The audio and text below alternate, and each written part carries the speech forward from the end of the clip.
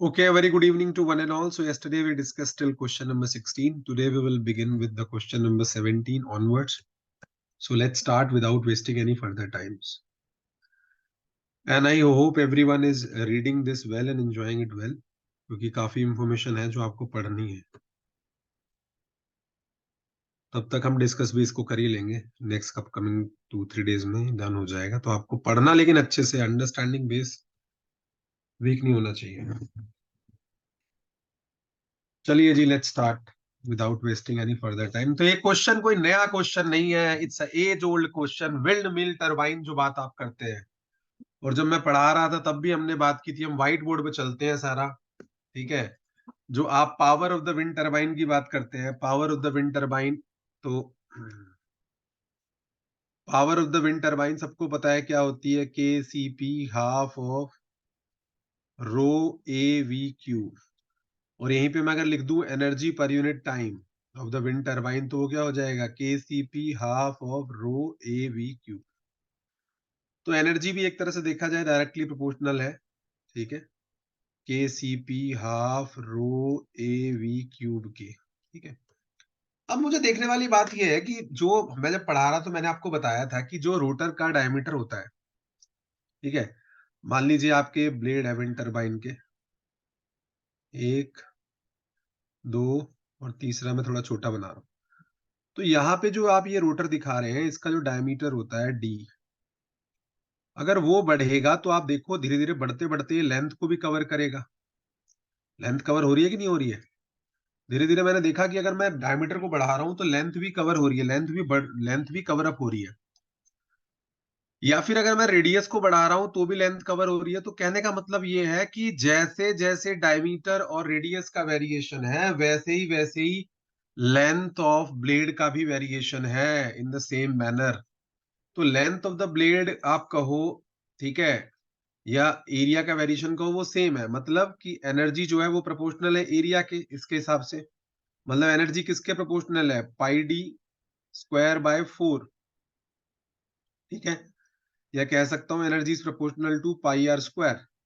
तो अगर R square D square के प्रोपोर्शनल है, तो अगर मैं इस ब्लेड की लेंथ एल मान के चलूं, तो इस ब्लेड लेंथ के भी तो प्रोपोर्शनल होगी energy, that is proportional to L square also. Agree और नॉट एग्री, जल्दी बताओ. एग्री और नॉट एग्री, है ना. तो अगर एरिया बढ़ेगा तो इसकी लेंथ पे भी सेम ही इंपैक्ट पड़ेगा जो एरिया पे पड़ता है. क्लियर है सबको? किसी को कोई डाउट तो नहीं है भाई? सभी बता दो. या आप ये भी कह सकते हो, length of the blade varies similarly as the area with energy, ठीक है. तो ये सिंपल सा क्वेश्चन था, ये मल्टीपल टाइम्स आया है, देखो यहाँ मेंशन भी है ये. किसी को कोई डाउट हो तो पूछ लेना भाई, घबराना नहीं है, ठीक है. तो यहाँ पे आप दोबारा भी देख सकते हो, इसमें मेंशन भी किया हम लोगों ने यहाँ पे, जो वेरिएशन है वो कैसे हो रहा है, क्योंकि ये बहुत जरूरी है अंडरस्टैंडिंग. तो यहाँ पे अगर आप देखोगे, we have mention already it. ये देखिए, तो यहाँ पे हमने मेंशन भी करा है.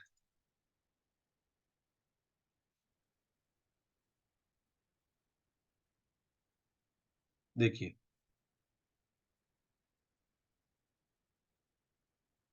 The wind power intercepted is proportional to the square of the blade length, लिखा हुआ है, ठीक है. The maximum blade length of the turbine is limited by strength, stiffness and transport consideration. एक तो ये पॉइंट आपको याद रखना है. दूसरा पॉइंट जो आपको याद रखना है वो ये है,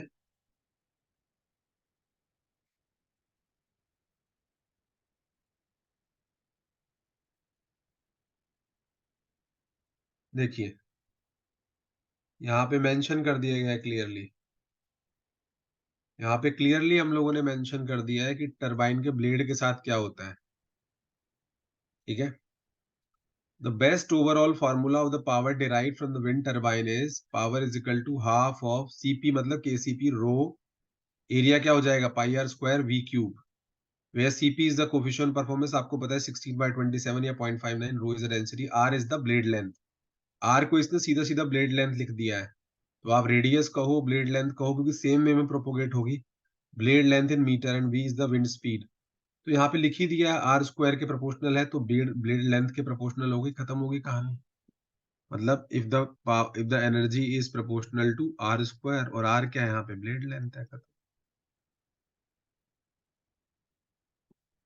तो इट इज वन और द सेम थिंग। तो ये ध्यान रखें, घबराना नहीं है क्वेश्चन को देख के, बहुत सिंपल क्वेश्चन आते हैं, और ये क्वेश्चन पहली बार नहीं आया है, ये बहुत बार रिपीट हो चुका है। ठीक है, ये रिपीट हो चुका है काफी टाइम्स। तो इसको देख के कोई आपको ऐसा नहीं लगना चाहिए ये कोई एलियन क्वेश्चन है। हालांकि हमने बहुत सारी चीजें मेंशन की है यहाँ पे जो पढ़ने लायक है आपकी, apart from the what have been mention on the earlier solutions.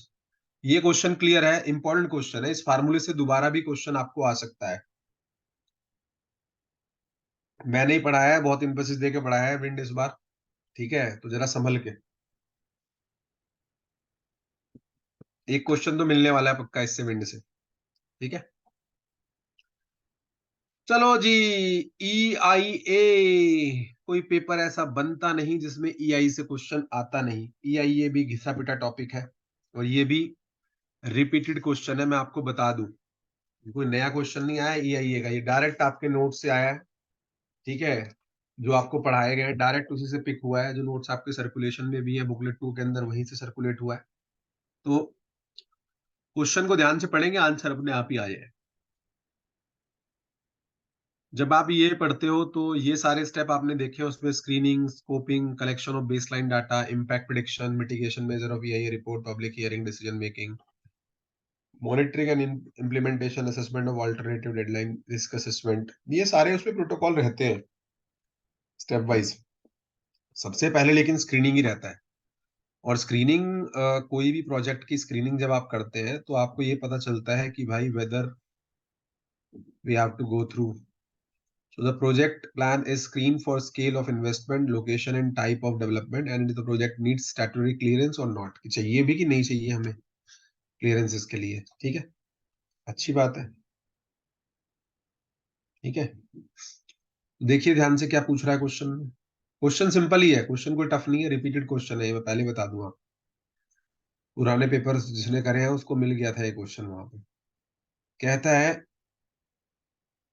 N idealize environmental impact assessment process. एक आइडियल ईआईए जो होता है, ठीक है, एक आइडियल ईआईए जो होता है, ठीक है ना, तो an idealized environmental impact assessment process determine the need for EIA by the regulation operating in the country at the time of assessment for the project that may have significant impact are covered in the following step of the EIA। तो कोई भी अगर idealise EIA होता है, ठीक है ना, तो ये हम कब डिटरमाइन करते हैं कि इसको नीड है EIA की, तो वो तो स्क्रीनिंग पे ही देखा जाता है ना, whether it is need a clearance और नॉट, ये B1 कैटेगरी का है या B2 का है, तो B2 वाले को नहीं चाहिए। तो इसने ये जो सवाल यहाँ उठाया है ना ऊपर एक लाइन में जरा सी स्टेप में ही, process determine the need for EIA, तो कौन सा ऐसा स्टेप है जो डिटरमाइन करता है कि EIA की रिक्वायरमेंट है कि नहीं है, तो नन अदर देन स्क्रीनिंग है भाई ये तो। इसमें आप डिसीजन मेकिंग तो ले ही नहीं सकते, डिसीजन मेकिंग तो बाद में होती है। ठीक है, डिसीजन मेकिंग तो बाद में होती है, सबसे पहले कोई भी ईआईए होगा आपको स्क्रीनिंग करनी पड़ेगी उसकी, वेदर इट नीड्स ईआईए और नॉट। तो स्क्रीनिंग, स्कोपिंग, ये सब तो सबसे पहले है। ये ध्यान रखिए हमेशा कि नीड है कि नहीं है ये कौन बताएगा, ये तो आपको स्क्रीनिंग ही बताएगी। डिसीजन मेकिंग तो देखो कहाँ है, लास्ट में है डिसीजन मेकिंग। डिसीजन मेकिंग तो ऑलमोस्ट मतलब थर्ड लास्ट स्टेप है, यहाँ पे देखिए मेंशन भी है। Impact assessment authority along with the experts consult the project in charge, बाद में जो सिया होती है आपको, है ना, तो वो डिसाइड करती है कि इसको अप्रूवल देना है कि नहीं देना है, और क्या इसका इन्वायरमेंटल मैनेजमेंट प्लान होना चाहिए, ईएमपी क्या होना चाहिए। ठीक है, वो बना के देगी एजेंसी आपको। प्रीति आपने शायद ये पढ़ा नहीं है, ईआईए इन्वायरमेंटल इम्पैक्ट असेसमेंट होता है।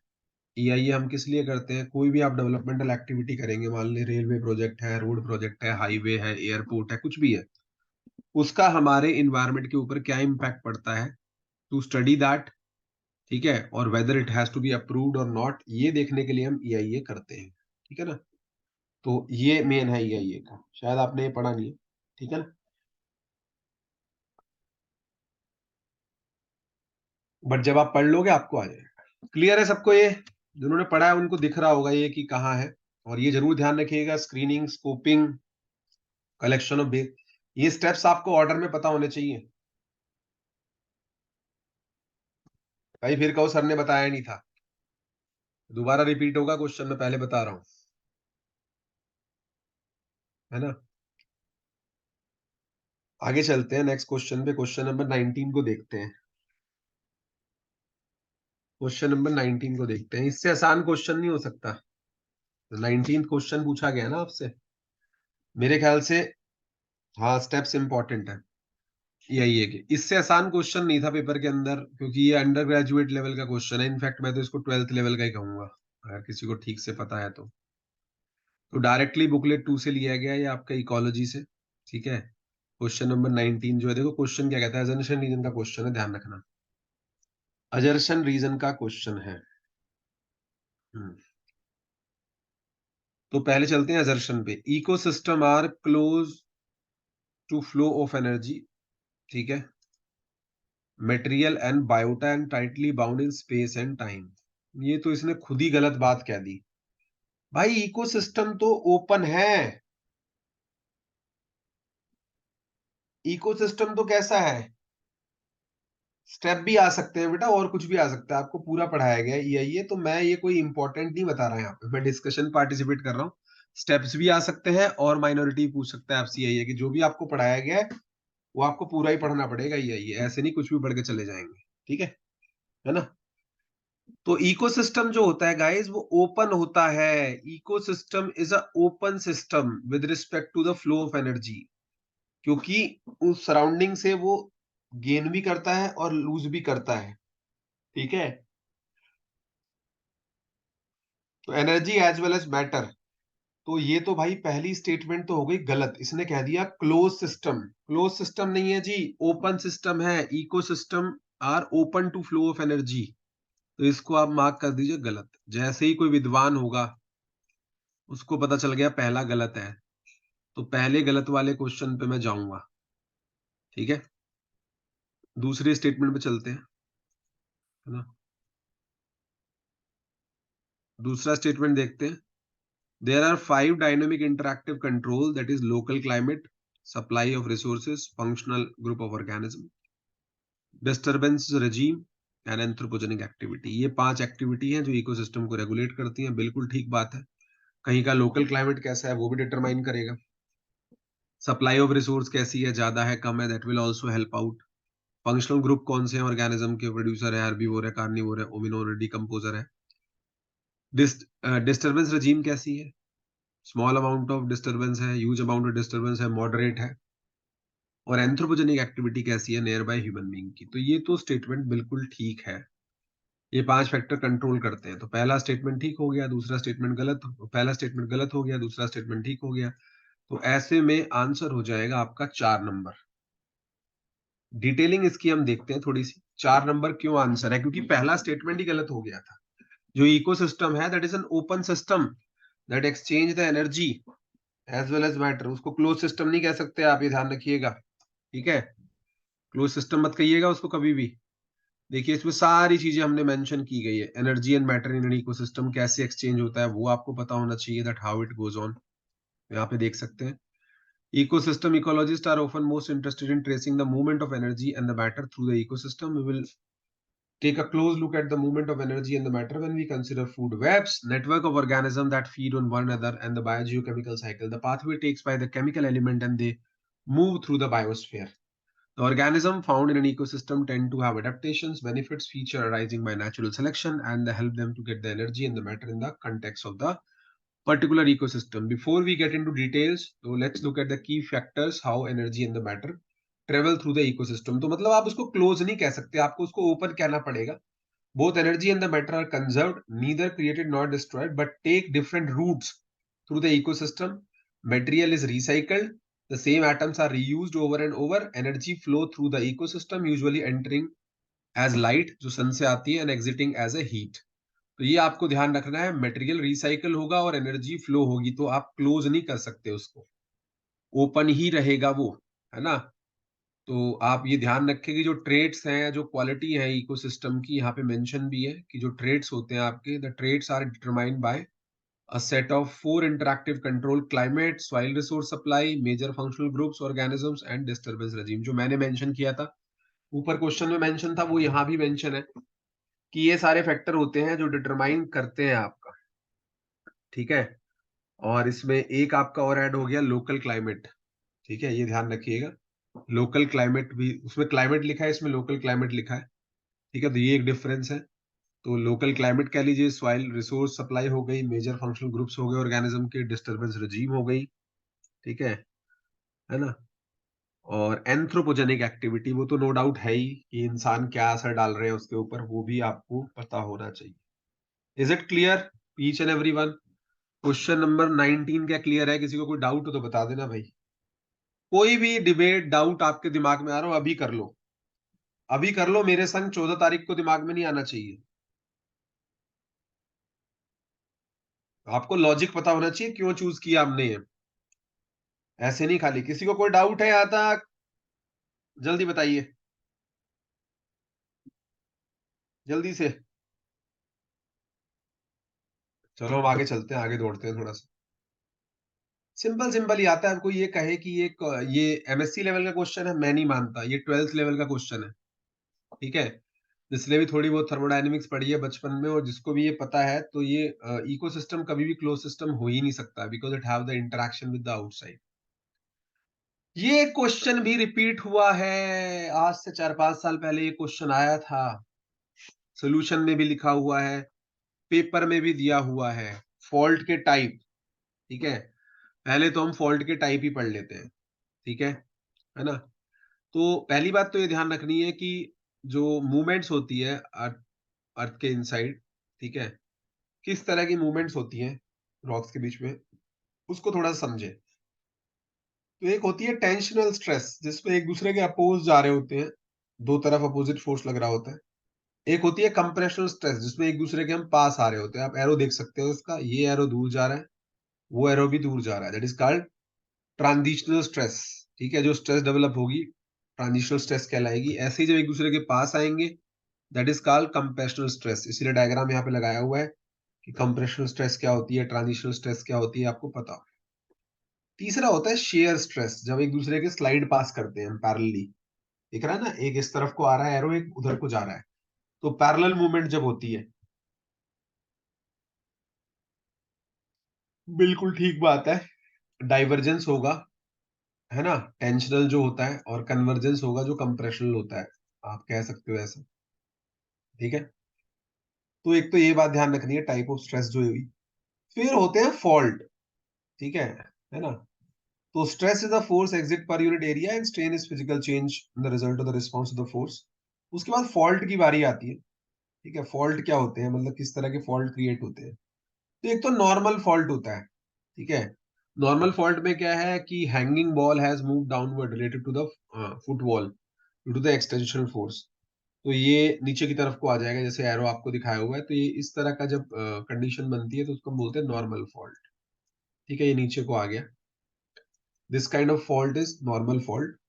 और ये हम नॉर्मल जियोलॉजिकल सेटिंग्स में, रिफ्ट जोन में, अंडरगोइंग टेक्टोनिक स्ट्रेचिंग, यहाँ पे हम ऑब्जर्व कर सकते हैं। तो इस तरह के फॉल्ट को हम नॉर्मल फॉल्ट कहते हैं, ठीक है ना? ये ध्यान रखना है। उसके बाद दूसरा आता है रिवर्स और थ्रस्ट फॉल्ट, जब उल्टा चढ़ जाए, ठीक है? एरो देखो नीचे के बजाय ऊपर की तरफ लगा हुआ है, तो जब उल्टा चला जाए, that is called reverse fault, ठीक है? दूसरे तरह का फॉल्ट होता है रिवर्स या थर्स्ट फॉल्ट, जैसे देखो ऊपर जा रहा है, ठीक है? तो a reverse or the thrust fault is the geological fault where the hanging wall has moved upward related to the footwall due to the compressional force, often associated with the convergence plate boundaries, जो बताया भी था अभी लोगों ने, ठीक है?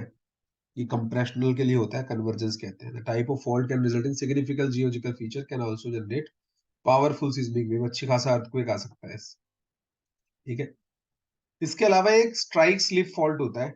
Strike slip fault क्या होता है? जैसे देखिए वो एरो कहाँ जा रहा है, वो एरो साइड में जा रहा है इस तरह से, ठीक है? जैसे टकरा के साइड में निकल जाएगा। Strike slip fault is geological fault where the movement of tectonic plates occur predominantly horizontally parallel to the fault plane, in opposite directions, typically due to horizontal shearing force, and the faults is commonly कहाँ दिखते हैं आपको? along the transform plate boundary, जब side side में move करते हैं, जैसे Saint Andreas fault है कैलिफोर्निया में। ये एग्जांपल भी आपको बताया गया होगा नेचुरल हैजार्ड में, Saint Andreas fault in California. उसके बाद 3 तरह के हो गए आपके जो फॉल्ट है यहाँ पे। तो इन 3 तरह की आपकी बात कर रही है कि क्या क्या इसमें है।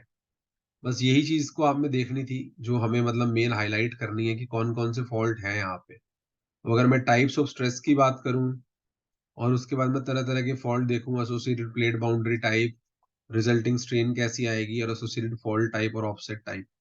तो अगर टेंशनल देखूंगा, तो टेंशनल में क्या हो रहा था? टेंशनल में एक दूसरे के क्या कर रहे थे? ऊपर जाओ, टेंशनल में क्या कर रहे थे? टेंशन कब होती है? टेंशन कब होती है? जब हम दूर जा रहे होते हैं, किसी से बिछड़ रहे होते हैं। कंप्रेशन कब होती है? जब पास आ रहे होते हैं। दूर जा रहे होते हैं तो डाइवर्जेंस होती है, पास आ रहे होते हैं कन्वर्जेंस होती है, और शेयर जब साइड बाय साइड। ठीक है। तो टेंशन तब होगी जब बिछड़ेंगे, कंप्रेशन तब होगी जब दबाव पड़ेगा एक दूसरे के ऊपर। तो यहाँ पे यही चीजें मेंशन की गई है कि टेंशन कब है? जब दूर जा रहे होंगे। दूर जा रहे हैं तो डाइवर्जेंस है। तो ये मेंशन है ना, ये समझना है चीजों को कि डाइवर्जेंस क्यों है। दूर जा रहे हैं तो डाइवर्जेंस है। तो टेंशनल किस केस में है? डाइवर्जेंस में। तो क्या होगा? स्ट्रेचिंग एंड थिनिंग होगी। और ये नॉर्मल कौन सा फॉल्ट होता है? नॉर्मल। नॉर्मल टाइप के फॉल्ट में लास्ट में फॉल्ट टाइप दिया हुआ है, ये इंपॉर्टेंट है कि किस तरह का फॉल्ट टाइप होता है। नॉर्मल फॉल्ट टाइप होता है। फिर आता है कंप्रेशनल। कंप्रेशनल अगर होगा तो कन्वर्जेंस होगी। ठीक है ना? कंप्रेशनल अगर होगा तो कन्वर्जेंस होगी, एक दूसरे के पास आएंगे। ठीक है। और कन्वर्जेंस होगी तो हाँ, शॉर्टनिंग एंड थिकनिंग होगी, और रिवर्स फॉल्ट होगा, यहाँ पे ध्यान रखना है। तीसरा होता है शियर। जब साइड वाइज मूवमेंट होगी तो ट्रांसफॉर्म प्लेट बाउंड्री होती है और टीयरिंग होती है, थोड़ा सा फट जाता है, that is called strike slip. अब चलते हैं हम क्वेश्चन की तरफ कि क्वेश्चन में हमसे क्या पूछा था। ये तो मैंने बता दिया, यस यू आर राइट। ठीक है। हाँ, शियर में ट्रांसफॉर्म होता है। ठीक है। अब देखिए क्वेश्चन क्या पूछा था। क्वेश्चन पूछा गया था आपसे, which of the following fault responsible for earthquake origin is initiated only by tensile stress. तो टेंसाइल स्ट्रेस किसमें होती है? डाइवर्जेंस में। और डाइवर्जेंस कब होता था? डाइवर्जेंस कब होता था? नॉर्मल वाले फॉल्ट में। तो खत्म हो गई कहानी, एक लाइन से आंसर निकल के आ गया। टेंशनल कब होती है? जब डाइवर्जेंस होता है। और डाइवर्जेंस कब होता है? किस फॉल्ट में होता है? Normal fault. तो the correct answer is basically normal fault.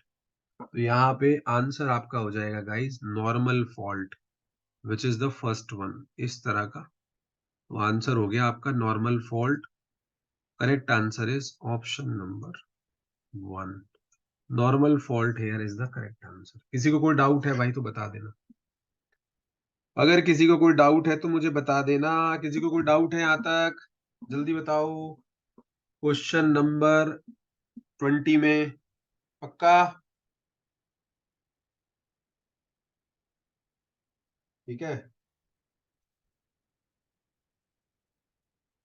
10-15 question बिल्कुल मिलते हुए दिखाई देंगे आपको 2023 के जून के, एकदम एज सच।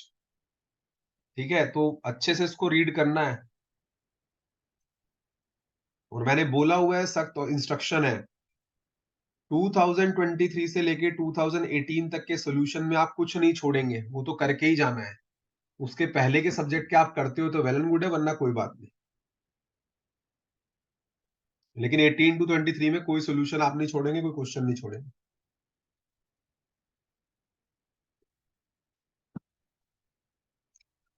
हमने आपको सब कुछ दे दिया है, कोई एक क्वेश्चन नहीं बता सकते आप 2012 से लेके 23 तक का जो सॉल्व फॉर्म में आपके मटेरियल में ना हो। ठीक है। तो बिल्कुल भी चांस नहीं लेना है, ये अपॉर्चुनिटी दोबारा नहीं आएगी। हर अटेम्प्ट में कंपटीशन बढ़ ही रहा है एज पर द रिपोर्ट्स, है ना? हर नए साल में कुछ फ्रेश बच्चे आ जाते हैं तो कंपटीशन बढ़ता ही है। ठीक है। ये क्वेश्चन भी बहुत आसान है भाई, साउंड प्रेशर लेवल क्या होता है? ठीक है। तो भैया साउंड प्रेशर लेवल आप कैसे निकालोगे? एक प्रेशर है जो कॉन्स्टेंटली लग रहा है आपके सबके ऊपर, हमारे ऊपर भी, इसको आप कहते हो एटमॉस्फेरिक प्रेशर। ठीक है।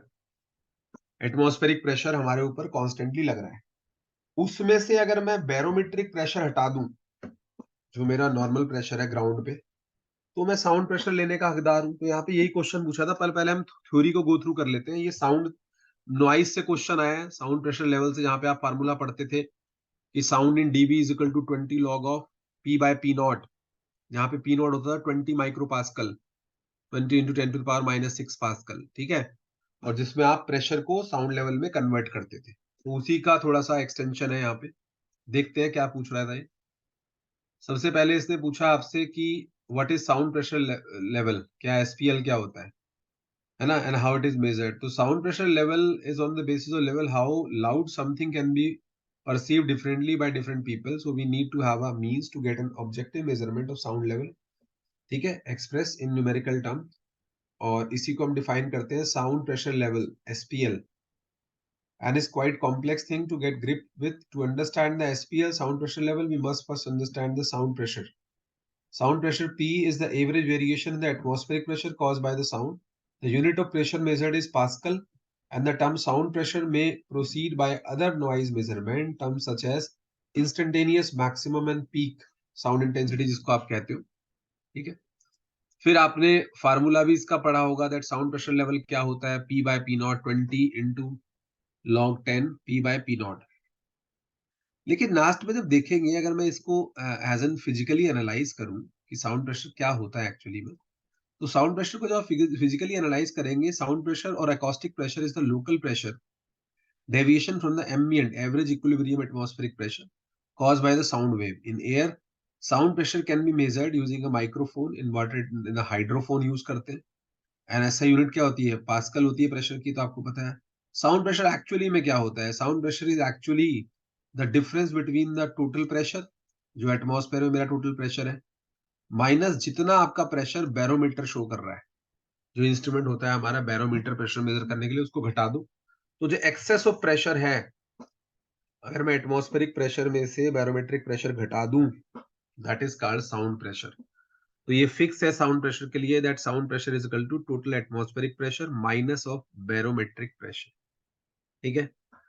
तो ये ध्यान रखना है आपको कि ये एक्चुअली में ऐसे ही डिटरमाइन होता है साउंड प्रेशर लेवल मीटर से, तो इसको आपको ध्यान रख के चलना है।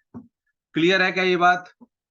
तो मुझे कुछ नहीं करना, जब भी मुझे निकालना है कि साउंड क्या है, साउंड एक्चुअली जो एटमॉस्फेरिक प्रेशर है उसमें से अगर बैरोमेट्रिक प्रेशर घटा दूंगा, साउंड आ जाएगी मेरी, ठीक है। या फिर आप क्या कह सकते हो कि भाई जो टोटल प्रेशर है वो किसका सम है, दो क्वांटिटी होती है जी टोटल प्रेशर के अंदर। टोटल प्रेशर में दो क्वांटिटी कौन कौन सी है भाई साहब? जो टीपी है टोटल प्रेशर, उसमें दो क्वांटिटी, एक तो क्या है, साउंड का प्रेशर है, साथ में जो इंस्ट्रूमेंट है बैरोमेट्रिक, वो कितना रीड कर रहा है, देखो इसको अगर उधर ले जाऊंगा सेम ही चीज आ जाएगी ना। Total pressure is basically sum of the two pressure, sound pressure plus barometric pressure. So sound pressure is equal to total pressure minus barometric pressure. तो टीपी माइनस बीपी, इसको ऐसे याद रखते हैं, TP minus BP, TP minus BP, ठीक है। तो sound pressure ये होता है मित्रों, TP minus BP. Total pressure में से बैरोमेट्रिक प्रेशर हटा दो तो आपका साउंड प्रेशर आ जाएगा। Barometric pressure is the pressure when you put the barometric gauge while standing onto the surface of earth। जब आप अर्थ के सरफेस पे खड़े होते हो तो कितना प्रेशर एक बैरोमीटर में आता है, that is called barometric pressure, ठीक है। That instrument read what ever it is and that is called barometric pressure. समझ में आ रहा है कोमल को?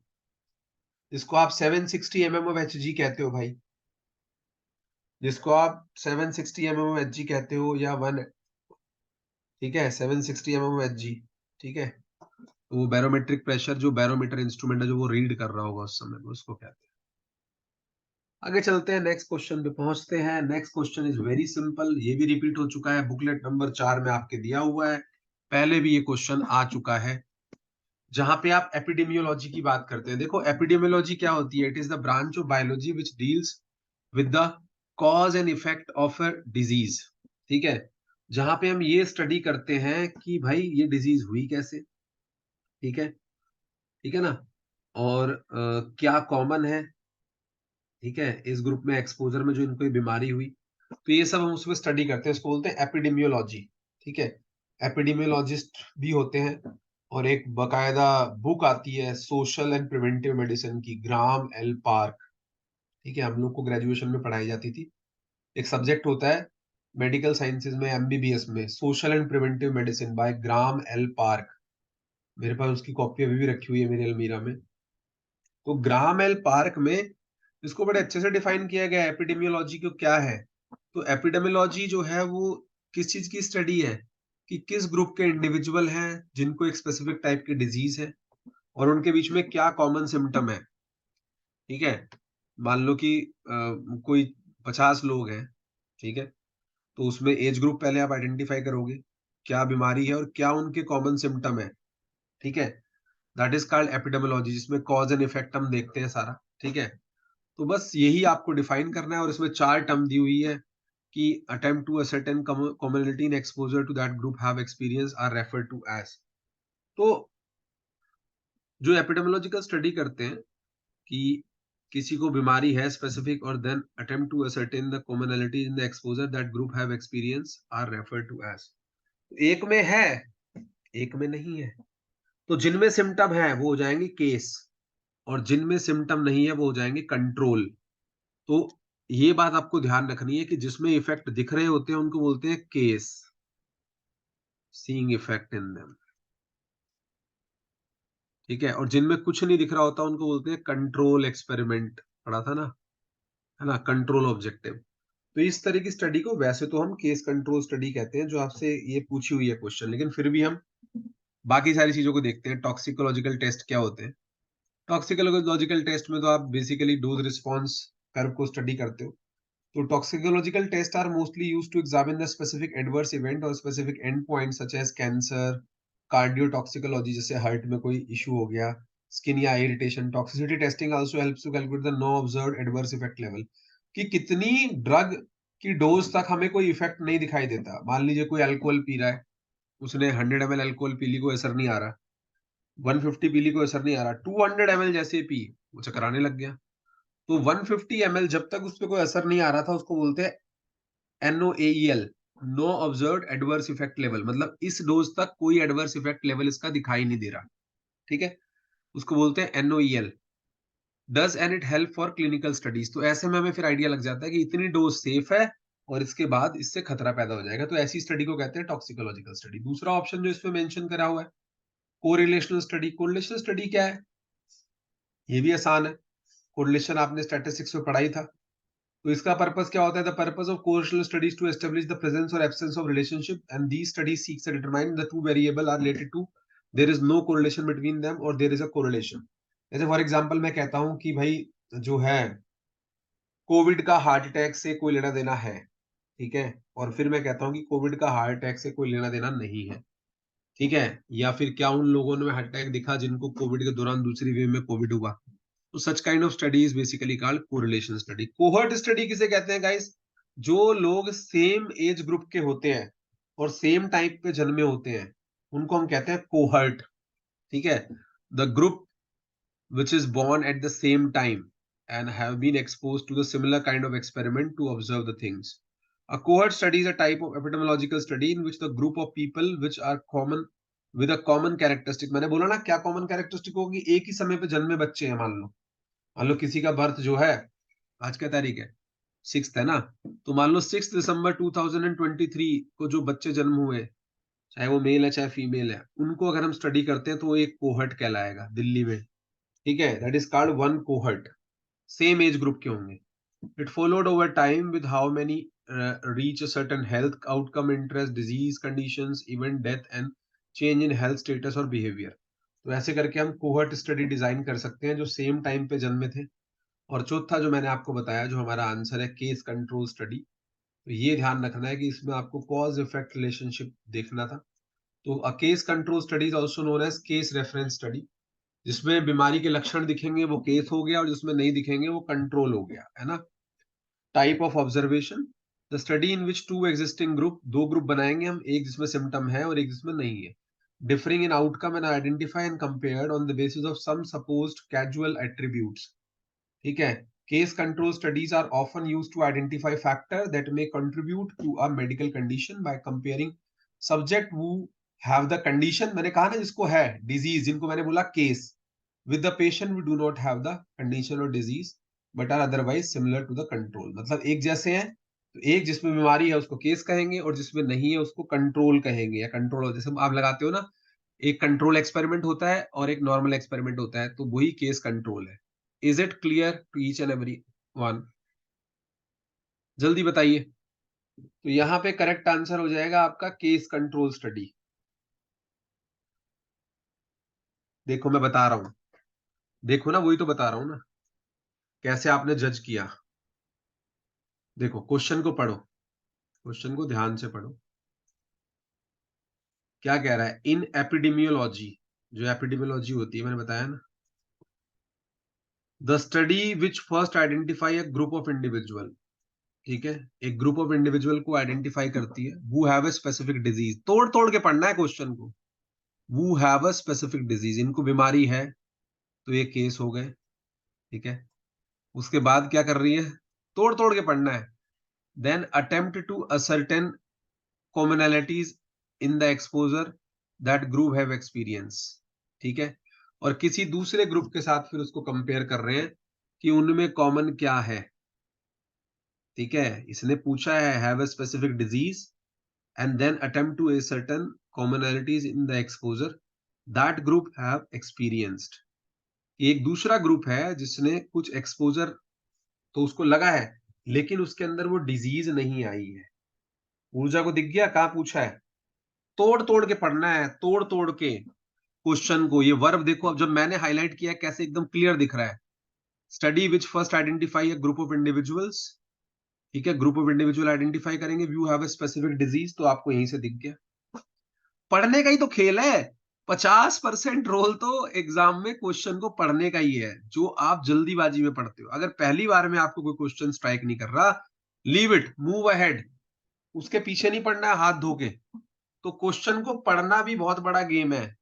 अब देखो मैंने जैसे हाईलाइट करके पढ़ा, तुम खुद ही कह रहे हो कि हाँ दिख रहा है have a specific disease and not having a disease, तो ये केस कंट्रोल स्टडी हो गया, ठीक है। तो ये ध्यान से पढ़ना है कि कंपैरिजन कर रहे हैं, ठीक है। तो case control study is the correct answer, तो यहाँ पे fourth is the correct answer for us. Paper में कुछ नहीं है भाई, पेपर बहुत सिंपल है गाइस, बिलीव इट और नॉट, पेपर बहुत सिंपल है, पेपर में कुछ नहीं है, ठीक है। पेपर में कुछ नहीं है, पेपर बहुत सिंपल आता है, सेम ही चीजें आती हैं, जस्ट अ स्मॉल ट्विस्ट, उसी को बच्चा कई बार नहीं समझ पाता है। यस, कैसे आप डेसिफर कर रहे हो क्वेश्चन को पढ़ के, वो बहुत मैटर करेगा, ये बहुत मैटर करता है, ठीक है।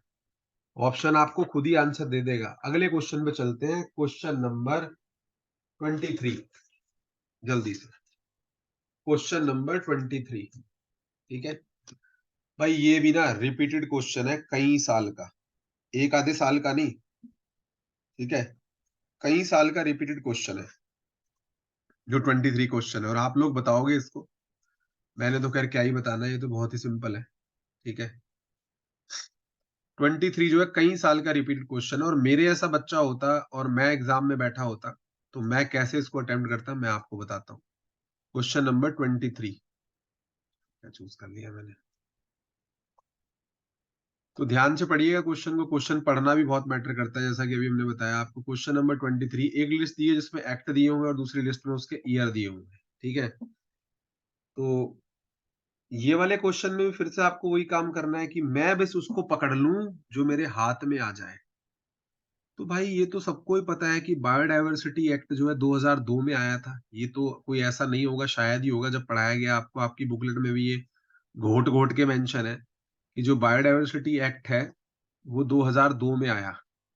तो फिर कल वाली बात, ए का 4 कितने ऑप्शंस में है? 3 ऑप्शंस में है, तो एक ऑप्शन तो कट हो जाएगा यहां से, ये तो नहीं हो सकता, इसको तो हटा दो, ये चला गया। जैसे ही आप दूसरे पे गए, इन्वायरमेंटल प्रोटेक्शन एक्ट, ये किसको याद नहीं है मुन्ना, ये सबको याद है, आज तक के इतिहास में कब ऐसे हुआ।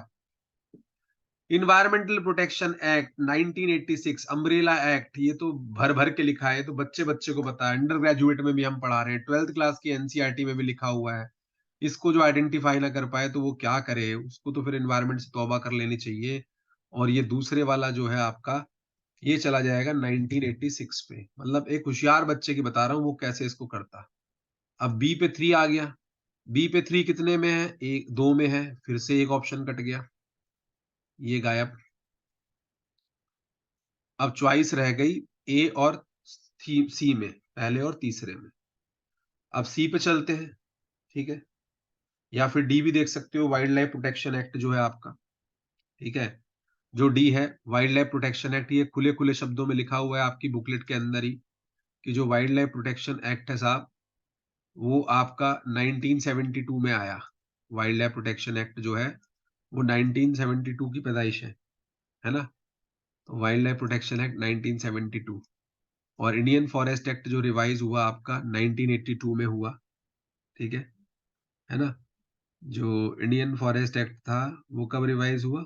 1982 में, ठीक है। ये सब चीजें हमने मेंशन की है, बस फिर क्या था, आंसर निकल गया, और आंसर अपने आप से आ गया, आंसर आ गया थर्ड।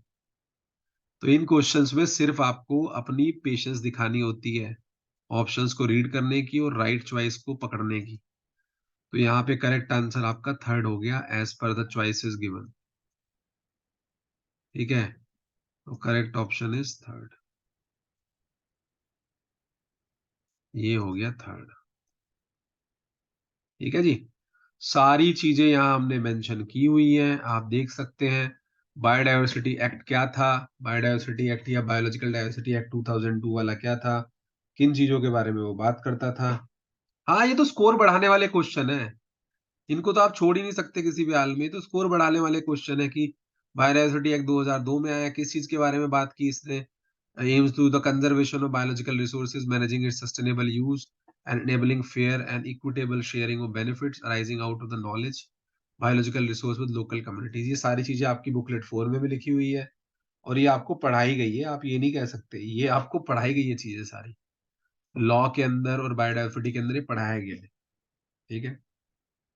दूसरा, क्या क्या था इसमें? National biodiversity authority, national biodiversity board, ये सब इसी के अंडर में बने थे। फिर इसमें बी दिया गया, इन्वायरमेंटल प्रोटेक्शन एक्ट, ठीक है, इन्वायरमेंटल प्रोटेक्शन एक्ट 1986, ये तो ध्यान रखना ही है सबको, ये तो हमारा जन्मदाता है, ईपीए जो इन्वायरमेंटल प्रोटेक्शन एक्ट 1986। उसके बाद द फॉरेस्ट कंजर्वेशन एक्ट जो 1980 में आया, आप एक्ट ऑफ पार्लियामेंट से, और उसके बाद 88 में इसका थोड़ा सा रिवीजन हुआ, ठीक है। फिर वाइल्ड लाइफ प्रोटेक्शन एक्ट 1972 की जो आप बात करते हो, वाइल्ड लाइफ प्रोटेक्शन एक्ट, साइटेस की बात होती है यहाँ पे, convention of international trade in the endangered species, वो वाइल्ड फ्लोरा एंड फौना। तो ये छोटी छोटी चीजें हैं, ये तो स्कोरिंग चीजें है भाई, इसको तो उठा के पटको सीधा। एग्जाम में जब ये दिख जाए तो इसको पहले कर दो एकदम कॉन्फिडेंटली। क्लियर है ये क्वेश्चन सबको? इसमें कुछ नहीं अटकना चाहिए था, ये क्वेश्चन नंबर 24 में नहीं कुछ अटकना चाहिए था, ठीक है। ये क्वेश्चन तो स्कोरिंग है, ये तो स्कोर बढ़ाओ एजेंडा है, स्कोर बढ़ाओ, ठीक है, स्कोर बढ़ाओ। अगला क्वेश्चन भी आपका ही है, ये बुकलेट से आया है, और ये एसिड रेन के टॉपिक से आया है, ठीक है। क्वेश्चन नंबर क्या था भाई? 25। उससे पहले 24 करते हैं। 24 देखा जाए तो बहुत बार रिपीट हुआ है अलग अलग टाइप में, और गेट इकोलॉजी इवोल्यूशन का तो ये पेट क्वेश्चन है, ठीक है। इसको थोड़ा सा समझने की कोशिश करते हैं। जब मैं पढ़ा रहा था इकोलॉजी और मैं बायोडायवर्सिटी कंजर्वेशन की बात कर रहा था, तो मैंने जियोलॉजिकल टाइम स्केल पढ़ाए थे, ठीक है। अगर किसी को याद ना आ रहा हो तो दोबारा से एक बार रिकैप कर लेते हैं जियोलॉजिकल टाइम स्केल का, ध्यान से देखिएगा। तो जो जियोलॉजिकल टाइम स्केल होते हैं उनकी बात हमेशा millions and billions of years में होती है। Divides the chronics of earth evolutionary history into various periods from the beginning of the presence based on the defined event that the major changes in earth physical chemical and biological feature। जब जब अर्थ के physical chemical और biological feature में changes आए उसको एक special time period मान के डिवीजन किया गया। कैसे किया गया भाई ये भी देख लो, ये बड़ा इंपॉर्टेंट है क्योंकि ये लोग पढ़ के नहीं जाते। इस पे पैसेज भी आया इस बार, मतलब 12 नंबर का पेपर आया इस टॉपिक के ऊपर देखा जाए तो। 10 नंबर का पैसेज आया है, लास्ट में करेंगे, और ये आया, और उससे पिछली बार भी पैसेज आया था इस पे। तो जियोलॉजिकल टाइम स्केल को अच्छे से पढ़ के जाना। Major changes in earth physical biological history stretch over several million years ago. छोटे मोटे में तो बात होती नहीं, ह्यूमन टाइम स्केल में बात थोड़े करते हैं जियोलॉजिकल वाले। जियोलॉजिकल का तो टाइम स्केल स्टार्ट होता है मिलियन ईयर्स में। अबे इतने में तो मैं रहूंगा नहीं भाई, मेरी 100 साल की जिंदगी नहीं है। 60-70 साल का लाइफ स्पैन हो गया ह्यूमन बीइंग का 2023 में, वो भी जो थोड़ी भाग दौड़ करता है। अपनी हेल्थ के लिए कॉन्शियस है, बर्गर पिज्जा ईजा वीजा कम खाता है, थोड़ा कुछ हेल्थ कॉन्शियस है, चलता फिरता ठीक है, तो वो जी रहा है 60-70 साल तो ठीक है। लेकिन ये तो बात करते हैं भाई साहब मिलियन बिलियन ईयर्स में, तो इनका तो स्केल ही अलग है, इनका तो ऑरा ही अलग है ना। ये तो पब्लिक ही है, बीएमडब्ल्यू ओडी वाले कहा जाए तो नॉर्मल भाषा में, ठीक है। और हम अभी तैयारी कर रहे हैं कि भाई नैनो वैनो कुछ देखो या मारुति 800 देखो। तो मिलियन ईयर्स अगो में बात होती है, hence geological time scale, GTS का मतलब क्या है, जियोलॉजिकल टाइम स्केल, ठीक है। हाँ मिलियन ईयर्स में बात करते हैं तो लाखों सालों में, छोटी मोटी बात थोड़े कर रहे हैं, लाख साल में जीऊंगा, मैं जीऊंगा ही नहीं, ठीक है। तो geological time scale are the divisions are expressed in million years ago, M Y A का मतलब होता है मिलियन ईयर्स अगो, लाखों साल पहले, लाखों साल पहले हम कहाँ थे क्या पता, है ना। मिलियन ईयर्स अगो, लाखों साल पहले, तो लाखों साल के स्केल में बात होती है, छोटी मोटी बात थोड़ी होती है इसमें। The primary defined division of the times are, देखो कैसे डिवाइजन होते हैं, सबसे बड़ा होता है ईओन, सबसे बड़ा क्या है ईओन, उसके बाद हेडन नंबर 2, फिर तीसरा आर्कियन, ठीक है, ये टाइम डिवाइड किए, फिर प्रोटीरोजोइक, एंड उसके बाद फेनरोजोइक, जब फेनरो गेम्स आए। The first three of these can be refer to collectively as Precambrian. तो ये जो इयोन, हेडेन और आर्कियन थे ये प्री कैम्ब्रियन में थे। उसके बाद जो हर कोई इयोन होगा, each eon is subsequently divided into eras, era उससे छोटा है इयोन से, which in turn divide into period, और पीरियड इरा से छोटे हैं, which are further divided into epochs. तो ये सीक्वेंस है, देखो ये याद रखनी है लास्ट वाली लाइन। सुपर इयॉन होता है सबसे बड़ा, जैसे हमारे पास ईयर होता है ना, ईयर के बाद मंथ आते हैं, मंथ के बाद डेज आते हैं, डेज के बाद आवर्स आते हैं, आवर के बाद मिनट आते हैं, मिनट के बाद सेकंड आते हैं। ऐसे ही इनकी भी एक घड़ी है लख टके लोगों की, जो लाखों सालों में बात करते हैं, मिलियन ईयर्स अगो में, इनके पास सबसे बड़ी यूनिट है सुपर इयॉन। उसके बाद होता है इयॉन, फिर होता है इरा, फिर होता है पीरियड, और लास्ट में होता है इपॉक। क्या ये बात समझ में आ रही है? क्या ये बात समझ में आ रही है सबको? Super eon followed by eon followed by era followed by period followed by epoch. तो सबसे छोटा क्या है, इपॉक है, ठीक है, ये ध्यान रखना। और सबसे बड़ा क्या है, सुपर इयॉन। ये क्वेश्चन भी आ सकता है आपको कि इनको अरेंज करो इंक्रीजिंग और डिक्रीजिंग ऑर्डर में। अब तो बहुत सिंपल है, तो हम देखते हैं अब क्या पिक्चर, हमने बड़ा सुंदर सा पिक्चर लगाया है इसका, आनंद आ गया।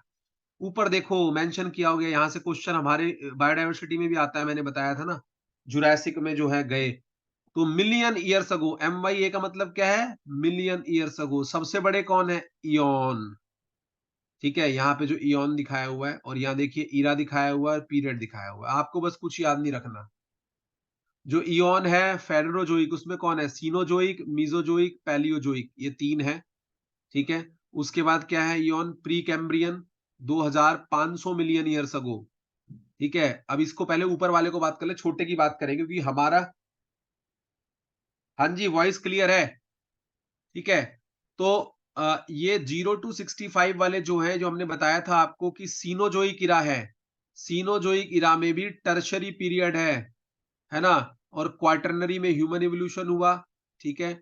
उसके बाद क्रिटेशियस में एक्सटिंक्शन हुआ डायनासोर का, क्रिटेशियस पीरियड था वो, है ना, जुरासिक में, ठीक है। और ये मीजोजोइक के अंडर में आता है, सीनोजोइक, मीनोजोइक, पैलियोजोइक यहाँ पे आएगा, देखो ध्यान से। तो ये आपको ध्यान रखना है, पैलियोजोइक, प्री कैम्ब्रियन, ये एक बार पढ़ लेंगे जरूर कि कब क्या हुआ।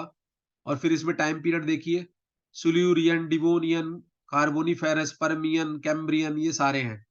और लास्ट में जब आप देखेंगे 65 मिलियन ईयर्स अगो, तो सीनोजोइक की जब बात करते हैं, सीनोजोइक जो इरा है मेरा, क्योंकि ये क्वेश्चन सबसे ज्यादा आता है इसलिए बता रहा हूं आपको मैं, इंट्रोडक्शन टू द सीनोजोइक।